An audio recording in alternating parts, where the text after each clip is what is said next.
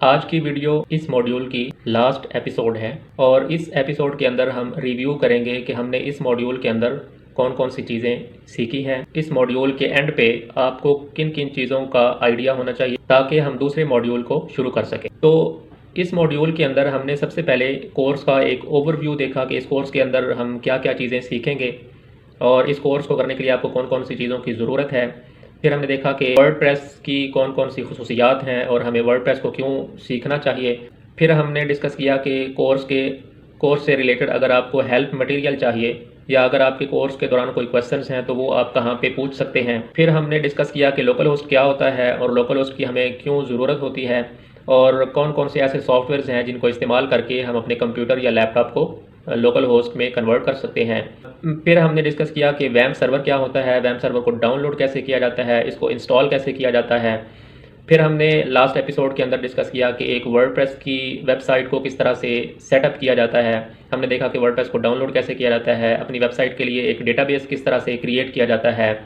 फिर हमने देखा कि वर्डप्रेस की वेबसाइट को कॉन्फ़िगर कैसे किया जाता है, उसकी सेटिंग्स को किस तरह से किया जाता है, उसके लॉगिन के क्रेडेंशियल्स को किस तरह से सेट किया जाता है। फिर हमने एंड पे जो हमने वर्डप्रेस की वेबसाइट एक डेवलप की थी उसके अंदर हमने लॉगिन करके देखा कि वर्डप्रेस का डैशबोर्ड जो है वो किस तरह से नज़र आता है। ये रिव्यू था इस मॉड्यूल का।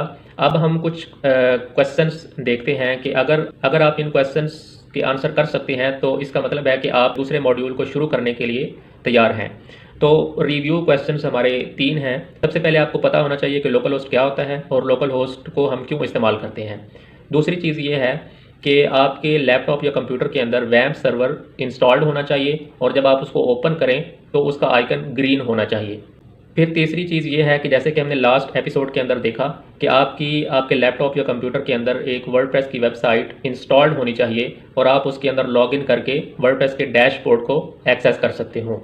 अगर ये 3 चीज़ें आप फुलफ़िल करते हैं तो इसका मतलब है कि आपने इस मॉड्यूल को अच्छे तरीके से मुकम्मल कर लिया है और अब आप दूसरे मॉड्यूल को शुरू करने के लिए तैयार हैं। तो नेक्स्ट वीडियो से हम इंशाल्लाह सेकंड मॉड्यूल को शुरू कर देंगे।